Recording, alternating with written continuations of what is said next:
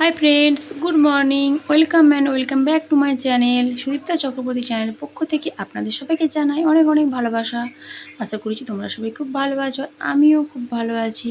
ঘুম থেকে উঠেই দেখো ফ্রেশ হয়ে গেছি, তারপর দেখো ভিডিওটা স্টার্ট করলাম। আজকে আমার ভিডিওর ফার্স্ট দিন। অবশ্যই তোমরা আমার পাশে থেকো এবং আমাকে অনেক অনেক ভালোবাসা দিও, চ্যানেলটি যেন অনেক দূর এগিয়ে নিয়ে যেতে পারি। ভালো লাগলে অবশ্যই লাইক কমেন্ট শেয়ার করে দিও এবং সাবস্ক্রাইব করে দিও, চ্যানেলটি যেন অনেক দূর এগিয়ে যায়।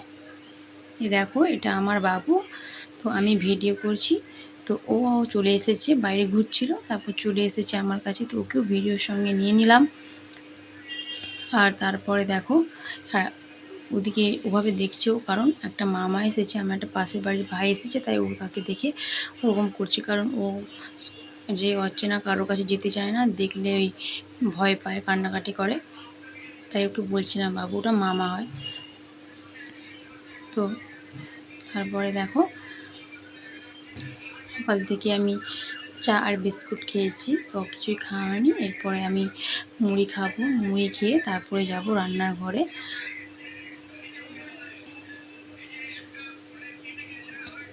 আবার পরে কথা হচ্ছে। দেখো চলে এলাম রান্নাঘরে, আর এখন পটল ভাজা হচ্ছে। আজকে রান্না হবে আলু ভাজা, পটল ভাজা, মাছের ঝাল, আর হবে চিকেন। তো ওদিকে আলু ভাজা, পটল ভাজা, মাছের ঝাল হয়ে গেছে। তারপরে যে মাংস রান্না করব, তাই মাংসটা ভালো করে ধুয়ে পরিষ্কার করে নিয়েছি। তারপরে দেখো ম্যারিনেট করে রেখেছিলাম, আধ ঘন্টা হয়ে গেছে। তো তারপরে দিকে পেঁয়াজ, আদা, রসুন, টমেটো সব কিছু কেটে বেটে রাখা হয়ে গেছে। তো ভিডিওটি দেখতে থাকো। তো কাটা হয়ে গেছে, তো এবারে আমি ওদিকে আলুটা ভাজা হচ্ছে, আর এদিকে এবারে আমি চিকেনটা রান্না করব। দেখো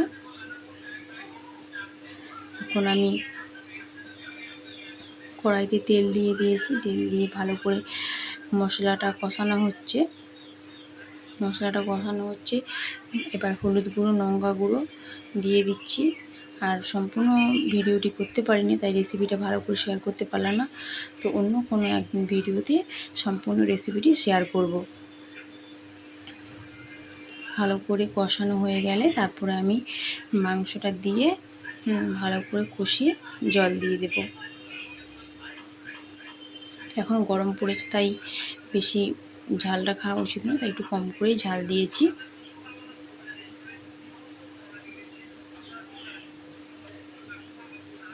দেখো তারপরে মশলা কষানো হয়েছে, মাংস দিয়ে জল দিয়ে দিয়েছিলাম। তারপরে এদিকে আমার রান্নাও ওদিকে কমপ্লিট হয়ে গেছে, আর সম্পূর্ণ রেসিপিটি দেখাতে পারলাম না। এদিকে দেখো আমার মাছের ঝালও কমপ্লিট, আর মাংস রান্না কমপ্লিট হয়ে গেছে।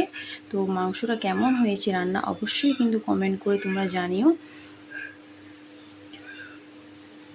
আর ভিডিওটি ভালো লাগলে অবশ্যই কিন্তু লাইক কমেন্ট শেয়ার করে দিও।